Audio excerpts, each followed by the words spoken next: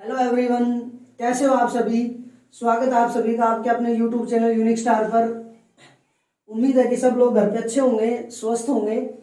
उसी उम्मीद के साथ आज हम फिर आपके लिए हाजिर हुए हैं आपका टॉपिक सर्कल का टॉपिक लेकर के। और उस कड़ी में हमारी 2 क्लास पहले भी हो चुकी है सर्कल की, तो आज नेक्स्ट क्लास है आपके लिए।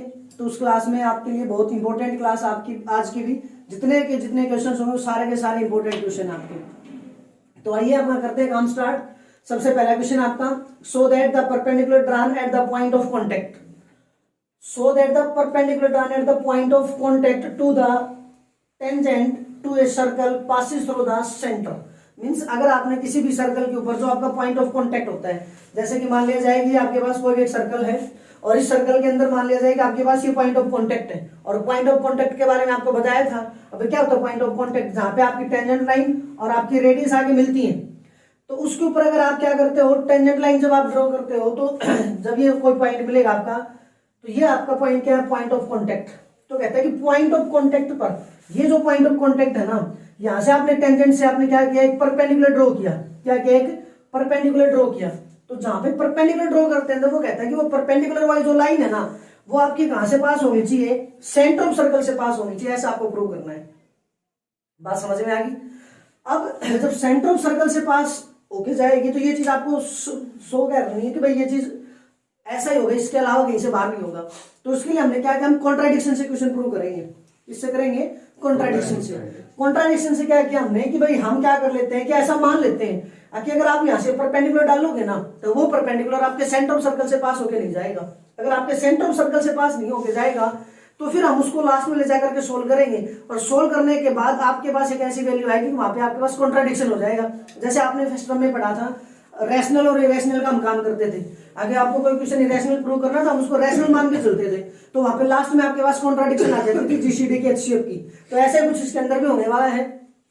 तो देखिए भाई, हमने क्या कहा, कॉन्ट्राडिक्शन से हम इसको सोल्व करेंगे। तो हमने क्या मान लिया कि let us assume that perpendicular at the point of contact to the tangent does not passes through the centre of the circle. हमने ऐसा मान लिया कि अगर आपने टेंजेंट लाइन दिया, आपके पास एक टेंजेंट है, ये आपका पॉइंट ऑफ कॉन्टेक्ट था, इसके ऊपर आपने परपेंडिकुलर ड्रॉ किया, और जो परपेंडिकुलर जो ड्रॉ किया ना, तो वो परपेंडिकुलर आपके पास कहां से पास होके गया, ओ डैश को एक पॉइंट हो गया सर्कल के अंदर, उस पॉइंट से वो पास होके गया। ये आपका सेंटर, तो सेंटर से तो पास होके नहीं गया, उसने ऐसा मान लिया। अगर हमने ऐसा मान लिया तो ये कहता है कि ये यहाँ से पास होके नहीं गया सेंटर से, तो यहाँ पास होगा कहीं ना कहीं, क्योंकि एंगल बनाएगा तो कोई लाइन तो आएगी। ऐसा मान लिया कि अगर ये यहाँ से पास नहीं हुआ, तो भाई उसने बोला कि तो परपेंडिकुलर है। क्या बोला इसने, परपेंडिकुलर। अगर परपेंडिकुलर है तो angle O dash A B, O dash A B क्या बनेगा आपका 90 डिग्री। अगर ये आपका 90 डिग्री है तो ये चीज आपको गिवन मिल गई। ठीक है, अब हमारे पास क्या है कि नाउ कि आपके पास ये सर्कल था, ओ इसका सेंटर था। ओ अगर इसका सेंटर है तो now O B the centre of the circle and A B be the tangent. A B आपके पास टेंजेंट है और इसका क्या है, सेंटर। अब अभी आपको बताया, अभी जो पॉइंट ऑफ कांटेक्ट होता है ना, जब आप यहाँ पे रेडियस को टेंजेंट को लाइन में जब मिलाओगे तो ये ऑलवेज भी क्या बनाता है भाई, 90 डिग्री का एंगल बनाता है। क्या बनाता है आपका, 90 डिग्री का एंगल बनाता है। अगर ये 90 डिग्री का एंगल बनेगा तो भाई हमने इसको ऐसे मिलाया, ठीक है, और ये जो एंगल बनेगा ना, ये वाला, ये भी आपका क्या बन जाएगा, एंगल ओ भी आपका क्या होगा 90 डिग्री। क्यों, क्योंकि angle between tangent and radius, tangent line और रेडियस के बीच में एंगल जो भी बनेगा वो ऑलवेज भी आपका क्या होगा, 90 डिग्री होगा। अगर 90 डिग्री होगा तो इसका मतलब ओ ए बी की वैल्यू भी 90 डिग्री आ गई। ये हमारे पास रिजल्ट था, उसकी वजह से आया। ये क्वेश्चन के अंदर गिवन था कि एंगल ओ डैश ए भी आपके पास क्या है, 90 डिग्री। अगर यहाँ दोनों इक्वेशंस को चेकआउट करोगे आपके पास, तो from equation first and second, first और सेकंड से आपके पास क्या आ गया, आगे भाई ओ डैश ए बी की वैल्यू भी 90 थी और ओ ए बी की वैल्यू भी क्या थी, 90। दोनों की वैल्यू 90, तो दोनों एंगल आपके पास क्या हो गए, बराबर। ठीक है, अगर दोनों एंगल बराबर हुए तो अब आ जाओ, तो ये चीज आपके पास क्या हो गया, आपको साफ साफ दिखाई दे रहा है कि ये लाइन तो आपकी सेम है। एक लाइन आई थी ओ डैश से, ओ डैश ए बी, और एक लाइन आई है ओ ए बी, और कहता है कि एंगल दोनों का सेम बनेगा। एंगल दोनों का क्या बनेगा, सेम। जब आपके पास कोई भी एक एंगल बनता है तो इसमें आपके पास ये 2 साइड्स होती है जिनको हम आर्म्स बोलते हैं। अब आर्म्स की बात है तो एक आर्म्स तो आपकी सेम है। अब एक आर्म तो आपने यहाँ पे ड्रॉ की और एक आपने यहाँ पे ड्रॉ की, क्या इन दोनों का एंगल बराबर हो सकता है क्या, क्या इन दोनों का एंगल बराबर हो सकता है क्या? क्योंकि ये तो भाई भले आप इसके कितने भी नजदीक कर लो, अगर इसके अलावा आपने कोई भी लाइन ड्रॉ करोगे ना, ये लाइन जब इसके नजदीक बिल्कुल कितने भी नजदीक कर लो, लेकिन हर बार आपके पास इसका एंगल अलग आएगा, इसका एंगल क्या आएगा, अलग। लेकिन ये तो कहता है कि दोनों पोर्शन का एंगल क्या बनेगा, सेम बनेगा। सेम बनेगा तो ये चीज तो पॉसिबल नहीं हो सकती, क्योंकि अगर हमने कहा कि एक लाइन ये सेम होगी, अब ये आपका पॉइंट, इस पॉइंट पे अगर आप एंगल बनाओगे तो जिस जहां से जो भी लाइन आप ड्रॉ करोगे ना, यहाँ पे अगर आपका एंगल 30 डिग्री हुआ तो बिल्कुल आपने इसके साथ ली है, तो ये एंगल 30 का नहीं बनेगा, ये कुछ 32 या 35 के आसपास कुछ ऐसा बन जाएगा। मीन्स कभी भी इस लाइन के अलावा दूसरी लाइन ड्रॉ करोगे ना तो वो एंगल तो 30 का नहीं बन सकता, क्योंकि 30 का किसी लाइन के ऊपर कोई लाइन आएगी ना तभी बनेगी, इसके अलावा कोई लाइन आएगी उसके साथ एंगल कभी भी 30 डिग्री नहीं बनेगा। नहीं बनेगा तो यही आपके पास क्या होगी, कॉन्ट्राडिक्शन। तो क्या लिखोगे यहाँ पे, which is not possible, which is not possible. तो ये चीज तो आपके पास पॉसिबल नहीं है।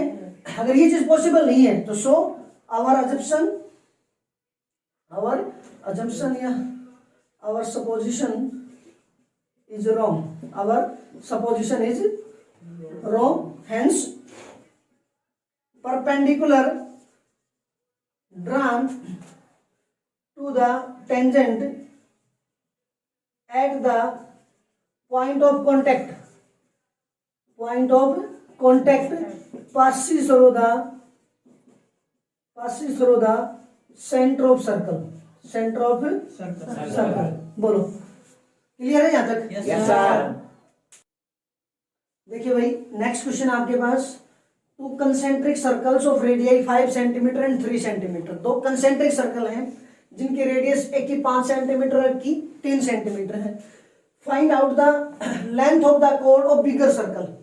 बिगर सर्कल एक बड़ा सर्कल होगा, एक छोटा सर्कल होगा, क्योंकि एक की रेडियस 5 एक की रेडियस 3, तो बड़ा सर्कल और एक छोटा सर्कल है।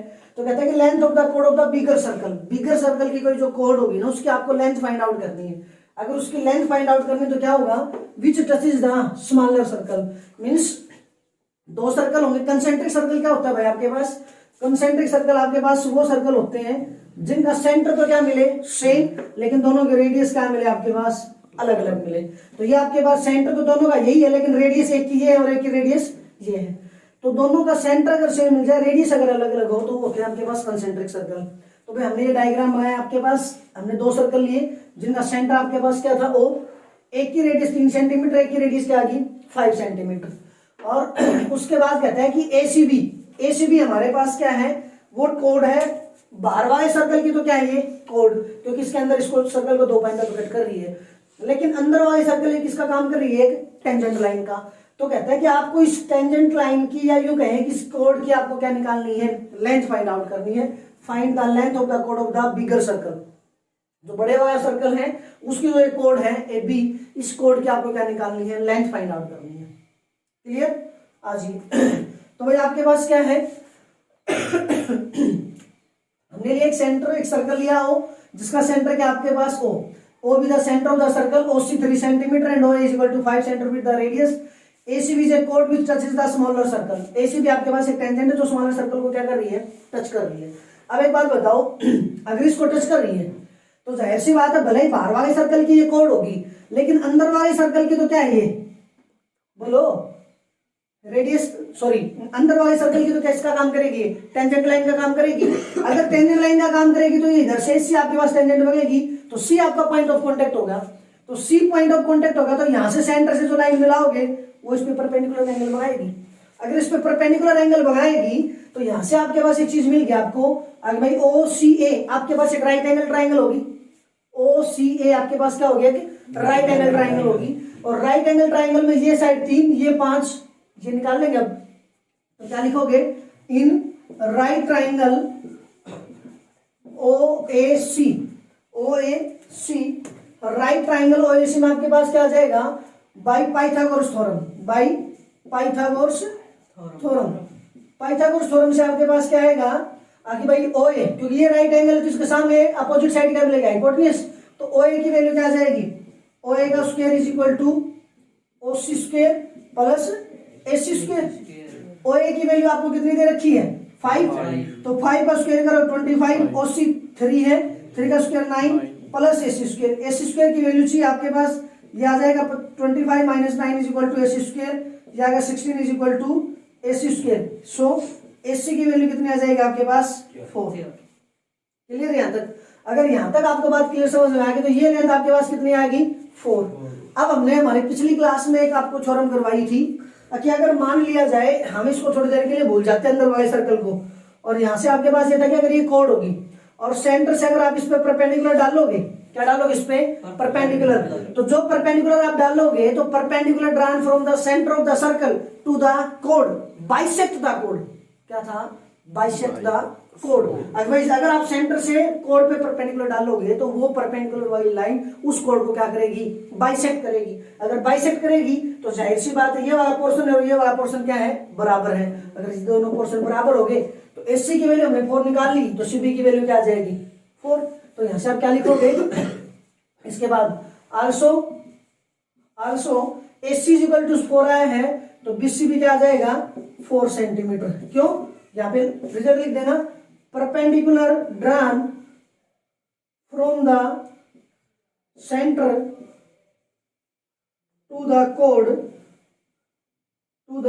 Code bisects the code. कोई दिक्कत? तो BC आपके पास 4 आ गई, AC भी आपके पास 4 आ गया, आपको तो AB की वैल्यू निकालनी है। सो AB इज इक्वल टू कितना हो जाएगा 4 + 4 इज इक्वल टू कितना होगा 8 सेंटीमीटर। बोलो ये हुआ कि नहीं हुआ? देखिए भाई अगला क्वेश्चन आपके पास, quadrilateral ABCD is drawn to circumscribe a circle so that AB + CD is equal to AD + BC। कहता है कि आपके पास एक क्वाड्रिलेटरल है ABCD, हमने क्वाड्रिलेटरल ली ABCD, तो क्या कर रही है? Drawn to circumscribe to a circle. एक सर्कल को क्या कर रही है? सर्कमस्क्राइब। कौन कर रही है? क्वाड्रिलेटरल। तो जो कर रहा है ना वो हमेशा बाहर आता है। सर्कमस्क्राइब टू ए सर्कल, एक क्वाड्रिलेटरल सर्कमस्क्राइब है जो एक सर्कल को क्या कर रही है? सर्कमस्क्राइब। तो सर्कल को सर्कमस्क्राइब करेगी, इट मींस क्वाड्रिलेटरल आपकी कहाँ आएगी? बाहर आएगी। तो जब बाहर आएगी तो कहता है कि so that AB + CD is equal to AD + BC। और सर्कमस्क्राइब का मतलब ये होता है कि उसको टच करना। तो कई बार इन सर्कल होता है, सर्कम सर्कल होता है, तो इन सर्कल तो साइड ट्राइंगल के अंदर आता है आपके पास, जैसे ये इस तरीके से यहाँ पे सर्कल बनेगा, ये इस तरीके का, ये ट्राइंगल के अंदर अंदर रहता है, तीनों साइड को टच करता है। एक आपके पास ये होता है, आपके पास इन तीनों वर्टेक्स को टच करके जाता है, ये होगा। तो यहाँ से ये आपके पास सर्कम सर्कल, ये आपके पास इन सर्कल। तो ये जो चीजें हैं कि सर्कमस्क्राइब जब करेगा तो वो दोनों के दोनों जो साइड्स जो है ना, बाउंड्री पॉइंट्स आपके पास क्या होते हैं? टच होते हैं। तो यहाँ पे आपके पास ऐसा ये है कि जो ABCD ने जब इस सर्कल को सर्कमस्क्राइब किया तो आपके पास वो सर्कल उनकी चारों साइड्स को क्या कर रहा है? टच कर रहा है। तो चारों साइड को टच कर रहा है तो हमने क्या किया? P, Q, R और S आपका क्या मान लिए? Point of contact. क्योंकि जब इसको टच करेगा तो जाहिर सी बात है ये टेंजेंट लाइन का काम करेंगी। तो जहां पे टेंजेंट लाइन इसको टच करती सर्कल को, वो आपका क्या होता है? Point of contact. अगर पॉइंट ऑफ कॉन्टेक्ट होता तो आपके पास आपका क्वेश्चन समझ में आ गया होगा आराम से। आपको प्रूव करना AB + CD is equal to AD + BC। इसको जब प्रूव करोगे तो भाई ABCD आपके पास का एक क्वाड्रिलेटरल है, इसका सर्कल का सेंटर दे दो, कोई जरूरत तो है नहीं वैसे, ठीक है। आ जाइए, अब एक बात बताओ, थोड़ी सी बात समझो। इस सर्कल के लिए ये A पॉइंट एक्सटीरियर पॉइंट है, बोलो। अगर ये इसका एक्सटीरियर पॉइंट है तो जाहिर सी बात इस एक्सटीरियर पॉइंट से इस सर्कल पे कितनी टेंजेंट लाइन ड्रॉ की गई है? 2 टेंजेंट लाइन। क्योंकि आपको बताया था एक सर्कल पे अगर आपके पास कोई एक्सटीरियर पॉइंट है तो एक्सटीरियर पॉइंट से सर्कल के ऊपर आप 2 टेंजेंट लाइन ड्रॉ कर सकते हो। तो इस A पॉइंट से आपने AP और AS दोनों टेंजेंट लाइन ड्रॉ कर दी। सेम उसी प्रकार से आपके पास B पॉइंट से P और B से Q, सेम उसी प्रकार से C से R और C से Q और D से R और D से S। क्या ये बात समझ में आई? अगर ये बात समझ में आएगी तो फिर क्वेश्चन खत्म हो गया आराम से, कोई दिक्कत ही नहीं है। हाँ जी, यहां से हमने कहा कि ABCD से क्या एक्सटीरियर पॉइंट हो गए, तो यहां से क्या हो जाएगा भाई? AP की वैल्यू किसके बराबर हो जाएगी? AS के बराबर। अब एक बात थोड़ी सी ध्यान रखना, वैसे तो कोई दिक्कत नहीं, किधर भी कुछ भी लिख दो, कोई समस्या नहीं है, लेकिन आपको क्या चाहिए कि AB + CD लेके आना है।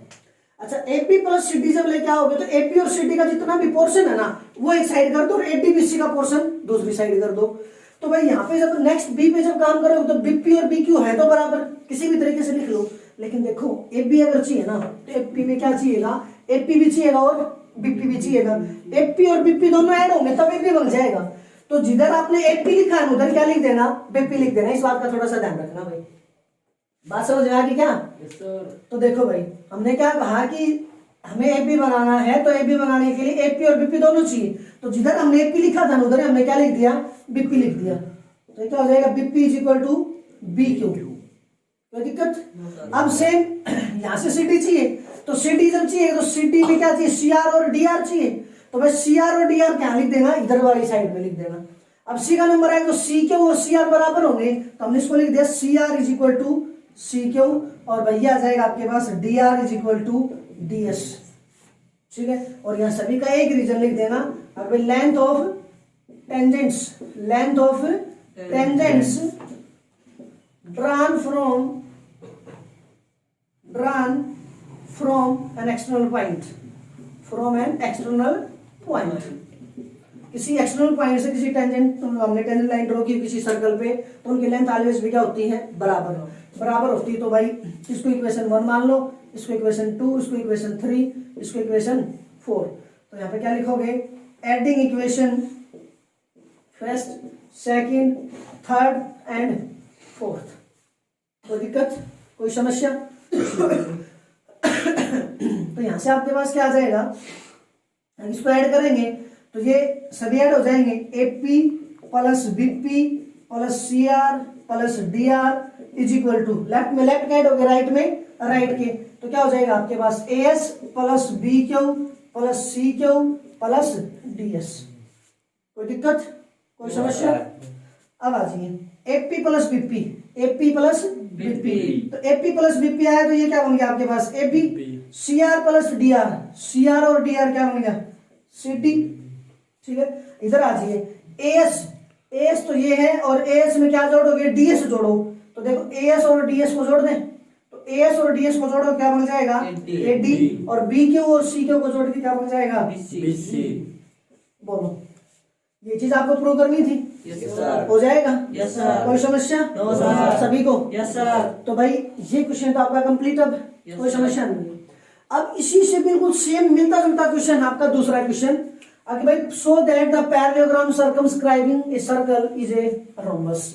मींस अब आपको इस क्वेश्चन में आपको क्या दिया गया था, क्वाड्रिलेटरल दी गई थी जो सर्कमस्क्राइब कर रही थी। अब की बार कहते हैं कि सो दैट द पैरेललोग्राम, अब आपको क्या दे दिया गया, पैरेललोग्राम दे दिया गया है। सर्कमस्क्राइबिंग ए सर्कल, जो एक सर्कल को क्या कर रही है, सर्कमस्क्राइब कर रही है, इज ए रोम्बस। मींस जो पैरेललोग्राम सर्कल को सर्कमस्क्राइब करेगी ना, वो पैरेललोग्राम किस में कन्वर्ट हो जाएगी, आपकी रोम्बस के अंदर कन्वर्ट हो जाएगी। ये चीज आपको प्रूव करनी है। तो यहाँ तो क्वाड्रिलेटरल ली थी, अब की बार बेसिक ही क्या दे दिया आपको, सीधा पैरेललोग्राम दे दिया। अब पैरेललोग्राम की प्रॉपर्टी आपको पता होना चाहिए, पैरेललोग्राम क्या होता है। पैरेललोग्राम वो फिगर होता है जिसकी अपोजिट साइड्स, जिसकी अपोजिट साइड्स ऑलवेज भी क्या हो, इक्वल हो। अपोजिट पेयर आपस में क्या होते हैं, उसके इक्वल एंड पैरेलल। ठीक है, ऐसा होता है। तो भाई जब इस क्वेश्चन को जब करोगे तो इस क्वेश्चन को हम सेम इसी सिस्टम से सोल्व करवाते हैं। तो इस क्वेश्चन के अंदर हम क्या करेंगे, थोड़ा सा इसमें चेंज कर देंगे, या हमने कुछ लिखा नहीं लिखना चाहो तो आप लिख सकते हो कि ABCD is a quadrilateral, ABCD is a quadrilateral, बस। ठीक है, अब जब इस क्वेश्चन को जब सोल्व करोगे ना, तो इस क्वेश्चन को सबसे पहले इसका सॉल्यूशन जब लिखोगे तो क्या लिखोगे, ABCD is a parallelogram circumscribing the circle। ठीक है, तो अगर ABCD आपके पास एक पैरेललोग्राम है तो भाई show that AB is equal to क्या हो जाएगा, CD। AB is equal to CD, क्योंकि क्या कहा, अपोजिट पेयर आपके पास क्या होते हैं, इक्वल होते हैं, उसके अपोजिट पेयर आपके पास क्या होते हैं, इक्वल होते हैं। अच्छा, दूसरा BC is equal to AD, BC is equal to AD। इतना काम हो गया? Yes sir. इतना काम कर दोगे? यस तो सर। ज्यादा दिक्कत नहीं है। उसके बाद का सारा काम ये वापिस अब भाई इससे आपने APAS BP BQ CR CQ DR DS ये सारी चीजें आ गई, यहाँ तक का स्टेप हो जाएगा। बोलो यस सर। कर दोगे यहाँ तक का स्टेप? Yes sir. जैसे यहाँ तक का स्टेप आया तो अब समझो आपके पास, आपको क्या प्रूव करना है कि कहना है कि भाई जो पैरेललोग्राम थे ना ABCD, उस पैरेललोग्राम को क्या बनाना है, आपको रोम्बस बनाना है। क्या बनाना है भाई, रोम्बस। तो देखो पैरेललोग्राम से रोम्बस बनाना, रेक्टेंगल से स्क्वायर बनाना, तो सबसे सिंपल सा काम है कि आपको बताया कि भाई ये आपके पास पैरेललोग्राम है, इस पैरेललोग्राम से अगर आप रोम्बस बनाओगे ना, तो पैरेललोग्राम के अंदर तो क्या होगा कि अपोजिट पेयर इक्वल होते हैं, लेकिन रोम्बस के अंदर और साइड इक्वल होती हैं। क्या होती है आपके पास? All all side side equal equal। होती है। अगर ऑल साइड इक्वल होती है तो यहां से आओ, अगर ये तो थे अपोजिट पेयर इक्वल, अगर हमने इसकी चारों साइड बराबर दिखा दी ना, क्या दिखा दी? चारों साइड बराबर दिखा दी, तो वो क्या हो जाएगी? रोम्बस। अब पैरेललोग्राम से जब रोम्बस बनाओगे ना, तो देखो ये चीज तो क्लियर है कि ये बराबर है और ये दोनों बराबर है। अब जब पैरेललोग्राम गिवन हो तो पैरेललोग्राम के अंदर अपोजिट साइड इक्वल आपकी मिल गई। अब आपको क्या करना है? उसकी एडजेसेंट साइड्स को क्या दिखा दो? इक्वल। एक पेयर एडजेसेंट साइड्स का इक्वल दिखा दिया तो वो पैरेललोग्राम किसमें कन्वर्ट हो जाती है? आपकी रोम्बस के अंदर कन्वर्ट हो जाती है। इट मींस अगर मान लिया जाए कि ये आपके पास पैरेललोग्राम थी, अगर ये साइड इसके पैरेलल बराबर भी है और पैरेलल भी है, अगर हम इस साइड को इसके बराबर दिखा दें या इस साइड को इसके बराबर दिखा दें या इस साइड को इसके बराबर, या कैसे भी एक पेयर, ये एडजेसेंट साइड की बात कर रहा हूं मैं। एडजेसेंट का मतलब जिनका एक वर्टेक्स सेम हो, जिनका एक वर्टेक्स सेम हो। जैसे अगर इस साइड की बात करोगे AB और AD, तो AB और AD में ए वर्टेक्स आपका सेम हो गया, तो या तो इन दोनों को इक्वल दिखाओ या इन दोनों को इक्वल दिखाओ या इन दोनों को या फिर इन दोनों को। बात कुछ समझ में आई? Yes sir. अगर बात समझ में आ गई तो भाई हमने कहा कि यहाँ से लेके इसके बाद का क्वेश्चन यहाँ से स्टार्ट कर देना वापिस। ये बात ये स्टार्ट करके यहाँ पहुंच गए, यहाँ पहुंचने के बाद आपके पास ये रिजल्ट आ गया AB प्लस CD। हमें क्या शो करना है कि यहाँ से हमने चेक किया कि हम अगर इसको प्रूव करना चाहते हैं तो AP इज इक्वल टू क्या शो करना, हमें AD शो करना है। AP is equal to AD हमारे पास आ गई ये चीजें। अगर ये चीजें आ गई तो जाहिर सी बात हमें CD की जरूरत नहीं है, हमें BC की जरूरत नहीं है। लेकिन यहाँ देखो पैरेललोग्राम दे रखी है, अगर पैरेललोग्राम दे रखी है तो AP किसके बराबर? CD के, और BC किसके बराबर? इट मींस CD की जगह पे आप क्या रख सकते हो? AB रख सकते हो। तो भाई यहाँ तो CD जो है ना, इस CD की जगह क्या रख दो? AB रख दो। इससे आगे वाला स्टेप यहाँ पे कर रहा हूं भाई। यहां तक करने के बाद ये स्टेप करना आपको, AB प्लस CD, तो AB की जगह CD की जगह क्या आ जाएगा? AB is equal to same, इधर AD प्लस BC था ना, AD प्लस BC की जगह पे क्या आ गया? AD आ गया। ठीक है, पीछे रीजन लिख देना, since ABCD is a parallelogram, since ABCD is a parallelogram. Clear? अगर ये पैरेललोग्राम होती है क्या हो जाएगा? Twice of AB is equal to twice of AD। Clear? 2 से 2 आपका कैंसिल, तो AB is equal to AD। क्या कहा? एडजेसेंट साइड्स बराबर। अब बताओ, ये साइड इसके बराबर, ये पहले इसके बराबर थी, तो ये इसके में बराबर, ये इसके बराबर, तो चारों साइड क्या होगी? बराबर। तो so ABCD is a rhombus, ABCD is a rhombus. बोलो, हो जाएगा? देखिए भाई, अगला क्वेश्चन आपके पास, show that the angle between two tangents, angle between two tangents, दो टेंजेंट लाइन है कोई भी, उन दो टेंजेंट लाइन के बीच का एंगल, कौन सी दो टेंजेंट का? Drawn from an external point, किसी एक्सटर्नल पॉइंट से टू द गिवन सर्कल, किसी गिवन सर्कल के ऊपर हमने दो टेंजेंट लाइन ड्रॉ की। जब दो टेंजेंट लाइन ड्रॉ करेंगे किसी एक्सटर्नल पॉइंट से, तो जाहिर सी बात है उसके बीच में क्या बनेगा? एंगल। ये आपके पास कोई एक्सटर्नल पॉइंट होगा, इस एक्सटर्नल पॉइंट से हमने सर्कल पे दो टेंजेंट लाइन ड्रॉ कर दी। बात क्लियर? जब दो टेंजेंट लाइन जब ड्रॉ करेंगे तो ये पॉइंट है ना आपका, इस पॉइंट पे का एंगल बनेगा ना, इस एंगल के बारे में वो बात कर रहा है भाई, इस एंगल के बारे में वो बात कर रहा है। कि ये जो एंगल है ना आपका, ये एंगल क्या है? Angle between two tangents drawn from an external point, किसी एक्सटर्नल पॉइंट से किसी सर्कल के ऊपर जो आपने टेंजेंट लाइन ड्रॉ की है उनके बीच का जो एंगल है ना, वो क्या है? Is supplementary. क्या है वो? सप्लीमेंट्री। सप्लीमेंट्री का मतलब क्या होता है भाई? कोई भी दो एंगल मींस एक पेयर मिलेगा एंगल्स का, और वो जो पेयर है उस पेयर का अगर आप सम करोगे ना, तो सम आपका किसके बराबर आना चाहिए? 180 के बराबर। अगर मैं ये कहूं कि A और B एंगल की अगर मैं बात करूं, तो A और B का सम अगर कितना आ जाएगा? 180। तब A एंड B आर क्या है? सप्लीमेंट्री। A एंड B आपके पास क्या हो जाएंगे? सप्लीमेंट्री हो जाएंगे। अगर इन दोनों एंगल्स का सम कितना आ जाएगा? 180 आ जाएगा। तो लेकिन यहाँ तो आपके पास कहता है कि अब दो एंगल आपको चाहिए। अब दो एंगल तो चीज ने कहा है कि एक एंगल तो ये मिल गया, अब ये किसके साथ एंगल सप्लीमेंट्री होगा? It's supplementary to the angle, किसी एक एंगल के साथ सप्लीमेंट्री है। क्यों? इस एंगल के साथ subtended by the line segment, किसी भी लाइन सेगमेंट के द्वारा एक एंगल सबटेंड होगा।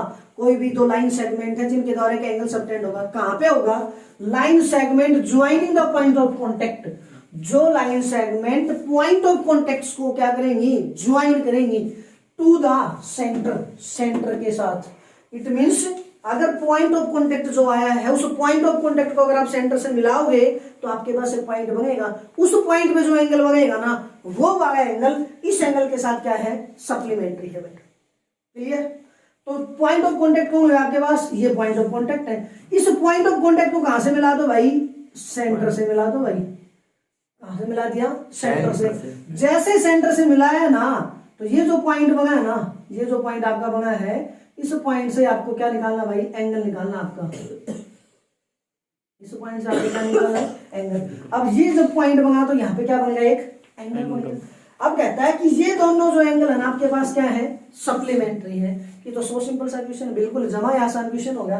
पता है बिल्कुल कैसे करोगे, कैसे करोगे। ओ ए पी बी क्या बनती है, क्वाड्रिलेटरल बनती है। बस तो सॉल्यूशन आपके पास क्या आ जाएगा, in quadrilateral O A P B. O A P B में क्या होगा, angle O plus angle A plus angle B. हाँ भाई इसकी बजाय यूं लिखो, इसका थोड़ा सा प्रूफ सा लिख दो, अच्छे से लगेगा। गिवन के अंदर क्या लिखोगे, circle with centre O, a circle with centre O, P A and P B are tangents, P and P B are tangents. To proof आपका क्या करना है भाई, आपका angle O plus angle P is equal to कितना आना चाहिए, 180। तो प्रूफ आपके पास क्या हो जाएगा, प्रूफ के अंदर in quadrilateral O A P B, O A P B में क्या होगा, angle O plus angle A plus angle P plus angle B is equal to क्या हो जाएगा, 360। Sum of all angles of a quadrilateral. A और B, A जे angle है, B जे एंगल है, टेंजेंट और रेडियस के बीच का एंगल है, तो ये तो दोनों क्या मिल जाएंगे, 90-90। तो angle O plus 90 plus P plus 90 is equal to कितना होगा, 360। तो angle O plus angle P is equal to क्या हो जाएगा आपके पास, 180। और यही चीज आपको क्या करनी है, प्रूव करनी है। तो आपका क्वेश्चन कंप्लीट हो जाएगा, कर दोगे। तो भाई आज का अपना काम यहीं पे फिनिश होता है, बाकी जो है वो हम नेक्स्ट क्लास के अंदर आपको सोल्व करेंगे। अभी के लिए सिर्फ इतना ही।